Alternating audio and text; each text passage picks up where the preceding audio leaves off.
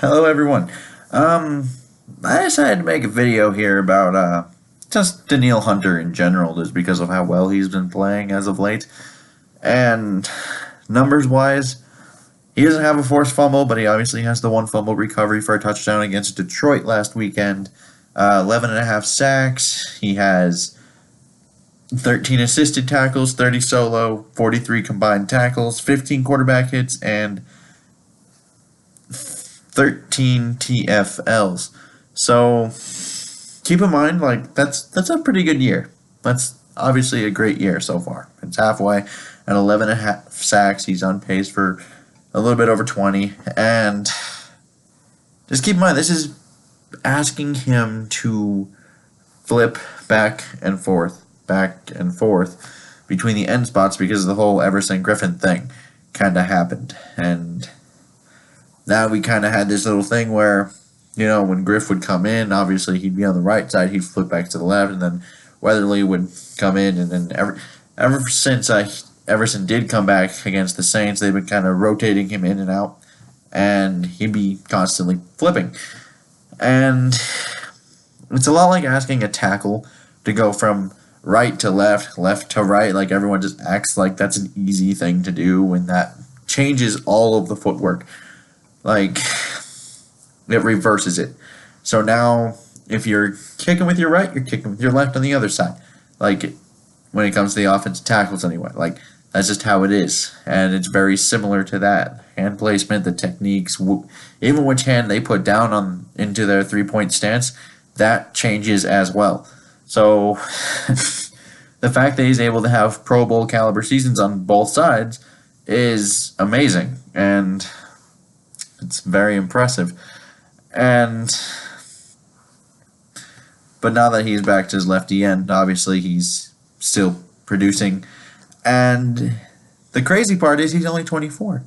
That's the insane part about this. And this brings me to my next point, which is I think we can do more with him, like schematically, because think about it. Like, there are some rookies that come in at the age of 24. He just turned 24.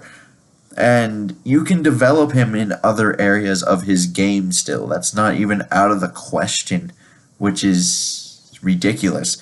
And especially with how well Weatherly has played when Griffin was out. And we've seen him play well at times. We've seen him be able to hold up against these NFL caliber players and starting caliber players. So this could allow us to do many things. Like, just imagine some third down packages where you overload one side with Hunter as like a 3-4 outside linebacker almost, and you put him right next to Everson Griffin. If you just decide to be simple and send them both, how are you going to block them both? And you can even just run stunts off of that, or zone blitz them, whether one drops, one comes, or maybe you drop them both and you can get like a nickel blitz going from the other side, potentially get a free runner to the quarterback. You can do so many things with that. And then there's one of my favorite things, which is if you are capable of getting him standing in the A gap, that would be amazing. Because just try to imagine if you can get him one-on-one with a guard or a center in a passing situation. He might be unblockable at times. Just go straight line quarterback. It's the quickest way.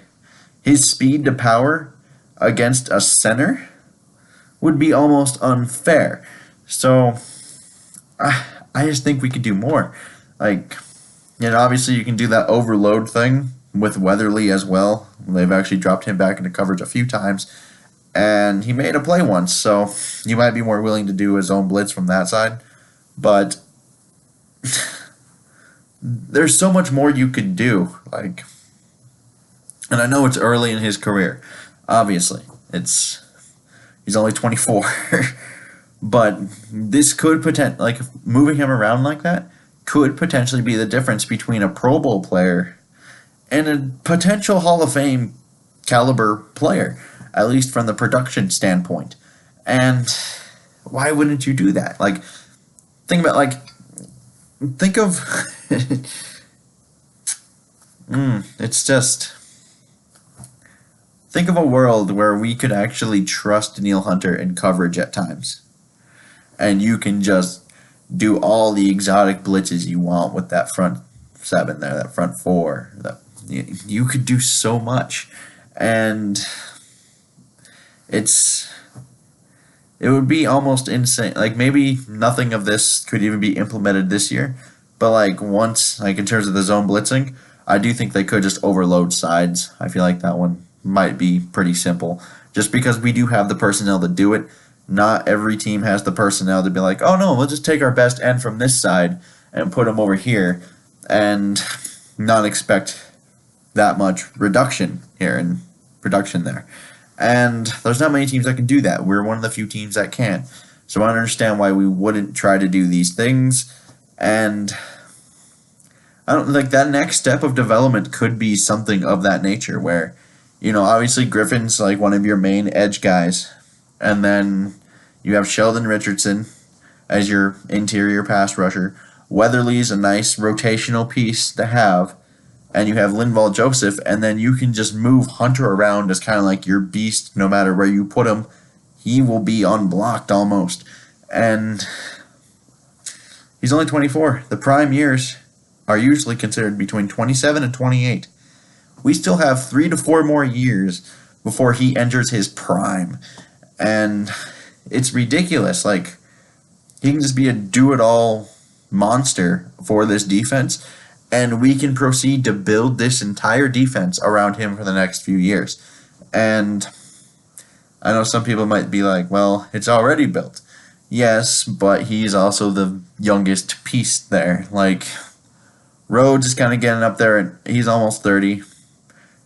Harrison, I believe, is 30-ish, 29 or 30. And then Griffin's above 30. Linval's 30, I think. Like, you have these guys that are hitting their age, and Hunter's the one that you can really develop and build this around. And I don't understand why you wouldn't want to do these things. I know it might be, like, people might be like, well, you're asking for too much. Are we really asking for too much? Because imagine everything you can do. Like, you can do so many things with this one player alone that it can take the pressure off the back end entirely. And it's really nice to think about because it almost wouldn't be fair at times. And yeah, but and ultimate thing here, Hunter's playing well. Do not take that for granted for this year because edge rushers are hard to find. We saw some teams this year that don't have that great of an edge rusher, like the Jets. We saw them. Not the best pass rushing situation there, but we know how valuable these guys are. So don't take for granted that he's done this. And the one thing I would be concerned about is he does only have 15 quarterback hits, and he has 11.5 sacks. That's probably a bit of an abnormal rate, so I would expect some drop-off to some degree, but I'm not expecting some huge drop-off where he doesn't get another sack. Like, just maybe instead of like 20, he might just get like something like 15 to 17. Kind of in that range. So, now I'm not saying he can't get 20. He can get 20, but just based on the numbers, I would expect that to fall a little bit, not a whole lot. But anyway, I would like to know what you guys think down in the comments below. And until next time, I bid you all adieu.